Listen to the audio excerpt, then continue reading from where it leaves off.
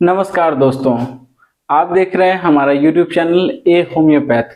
मैं हूं डॉक्टर रवि रोशन और आज हम बात करने जा रहे हैं दोस्तों एक फाइनल ईयर के सब्जेक्ट रेपर्टरी के शब्द के बारे में। रेपर्टरी, हम आज रेपर्टरी पे ही बात करने जा रहे हैं। रेपर्टरी का मतलब क्या है, रेपर्टरी कहाँ से आया है, रेपर्टरी के बारे में अलग अलग डॉक्टर्स ने अपने अपने समय में क्या बतलाया है, उनका क्या डेफिनेशन है रेपर्टरी के बारे में, इन सभी विषयों पर दोस्तों हम आज चर्चा करने जा रहे हैं। रेपर्टरी के बारे में बात करते हैं दोस्तों, तो रेपर्टरी शब्द का मतलब क्या होता है। रेपर्टरी एक लैटिन से लिया हुआ वर्ड है। लैटिन वर्ड जो है जहाँ से रेपर्टरी को लिया गया है वह है रिपर्टोरियम। रिपर्टोरियम का मतलब होता है दोस्तों एक तरह का इन्वेंट्री।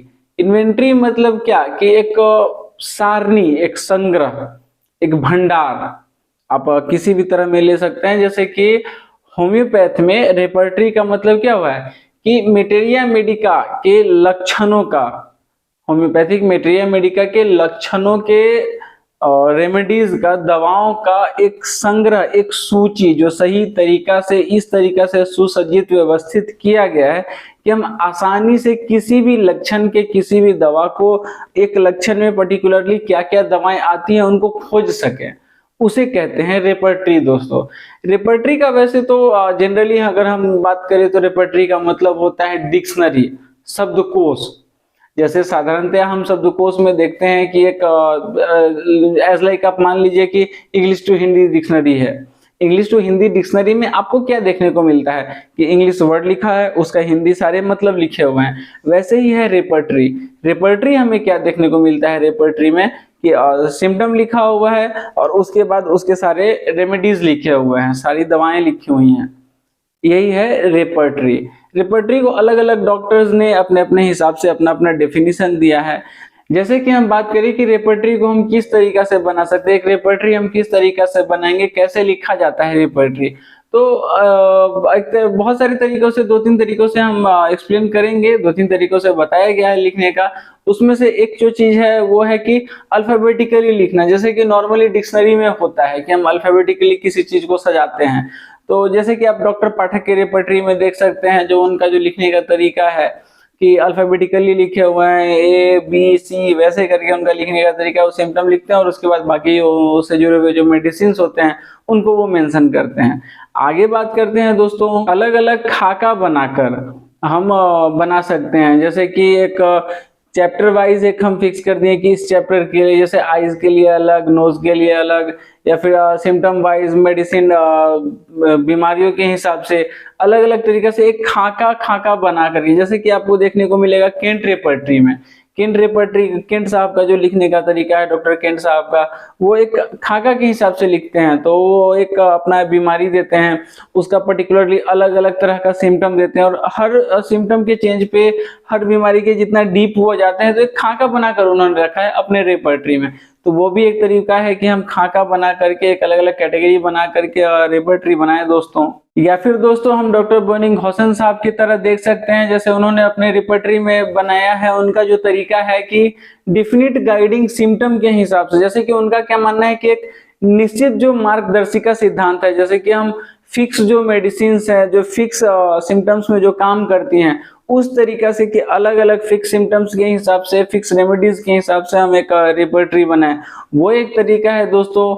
आगे जो है, रेपर्टरी को एक डिक्शनरी कहा गया है आमतौर पर। डिक्शनरी मतलब आप सुनते हैं बस वही शब्दकोश की बात है दोस्तों। रेपर्टरी के डेफिनेशंस दोस्तों अलग अलग डॉक्टर्स ने अपने अपने हिसाब से दिया है। जैसे कि डॉक्टर बिडवेल हैं, उनका कहना है it is a dictionary, a book of nature relating the meaning of myriads of pathological phenomena. यानी ये एक डिक्शनरी, एक शब्दकोश है, एक तरह की किताब जो असंख्य रोग संबंधी घटनाओं को संबोधित करता है। ऑल्सो अ ग्रैंड की for successful exploration of homeopathic remedies. यानी ये एक महान पूंजी भी है जो होम्योपैथी दवाओं को खोजने में हमारी मदद करता है। वहीं डॉक्टर बोगर के हिसाब से दोस्तों रेपर्टरी जो है एक पुस्तक है, एक किताब, एक बुक है जो कि materia medica, organon of medicine and therapeutics मतलब होता है दोस्तों चिकित्सा शास्त्र। इन तीनों से संबंधित इन तीनों से ज्ञान लेकर के रेपर्टरी को बनाया गया है।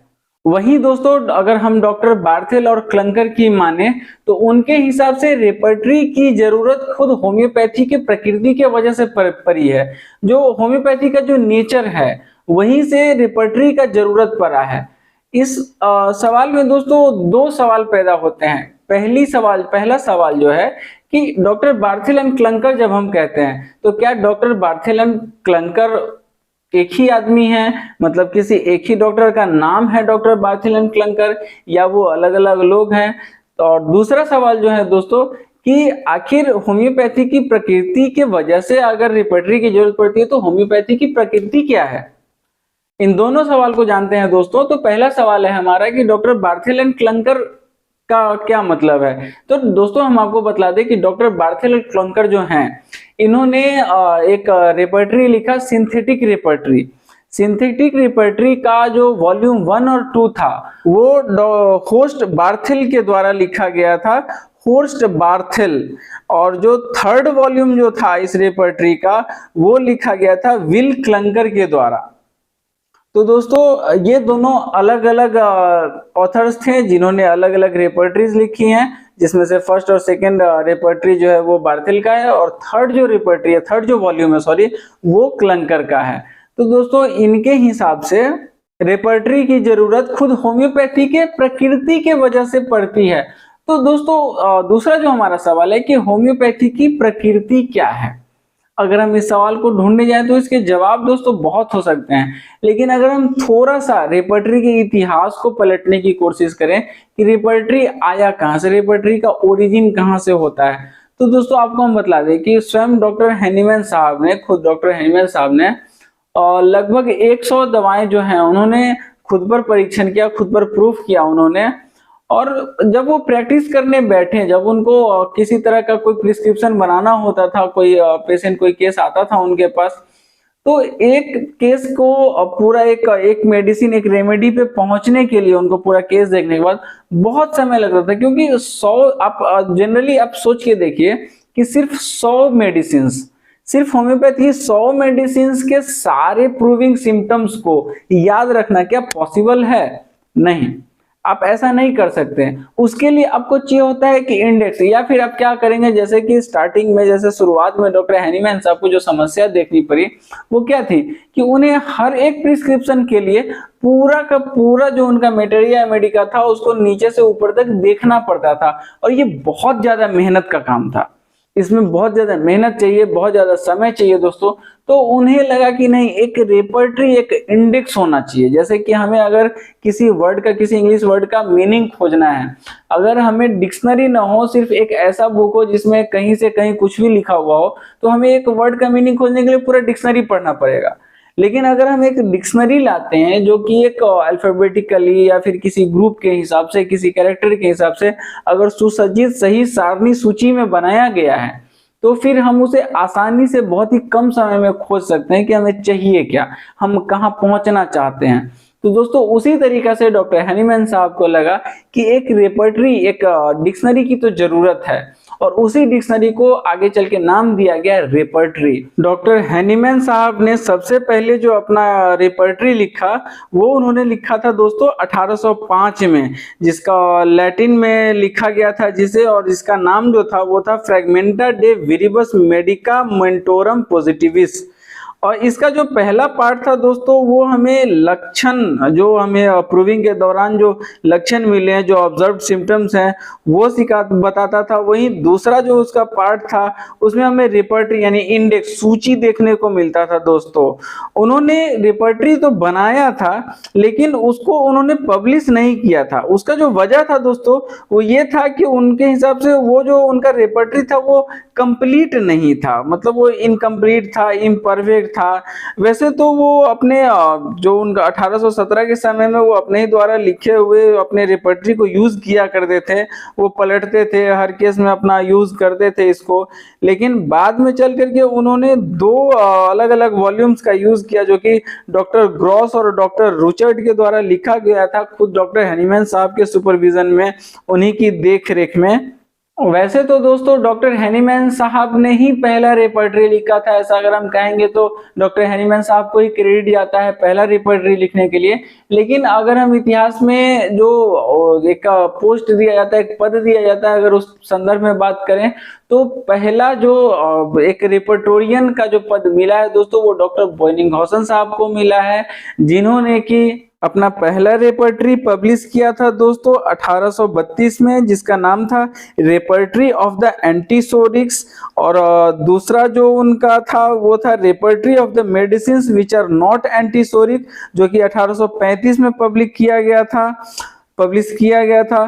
अगर आगे हम बात करें दोस्तों तो इन्होंने अपना तीसरा एडिशन 1836 में लॉन्च किया था, 1836 में पब्लिश किया था, जिसका नाम था attempt at showing the relative kinship of homeopathic medicines. इन सब को मिला करके दोस्तों एक बुक बनाया गया, थेराप्यूटिक पॉकेट बुक, और ये सबसे पहले लॉन्च किया गया था जर्मन डॉक्टर कॉन्स्टेंटाइन हेरिंग के द्वारा, जो कि 1846 में किया गया था दोस्तों इंग्लिश में। उसके बाद डॉक्टर कॉन्स्टेंटाइन लिप्पे ने अपना 1880 में अपना रेपर्टरी पब्लिश किया। उसके बाद डॉक्टर जेटी केंट साहब जो है, हमारे जो डॉक्टर केंट साहब हैं, उन्होंने अपना पहला रेपर्टरी दिया 1897 में। उसके बाद दोस्तों डॉक्टर सीएम बोगर ने पब्लिश किया अपना रेपर्टरी बोयनिंघौसेन्स कैरेक्टरिस्टिक एंड रेपर्टरी, जो कि 1905 में पब्लिश किया गया था। तो इस तरह से दोस्तों हमने समझा कि रेपर्टरी का अर्थ क्या है, अलग अलग चिकित्सकों के हिसाब से, अपने अपने समय के लोगों के हिसाब से। देखने के लिए धन्यवाद दोस्तों। आगे मिलते हैं रेपर्टरी के अन्य क्वेश्चंस पर, अदर क्वेश्चंस पर। हमारे साथ जुड़े रहने के लिए हमारे चैनल को सब्सक्राइब करें। ए homeopath by doctor Ravi Roshan. धन्यवाद मित्रों।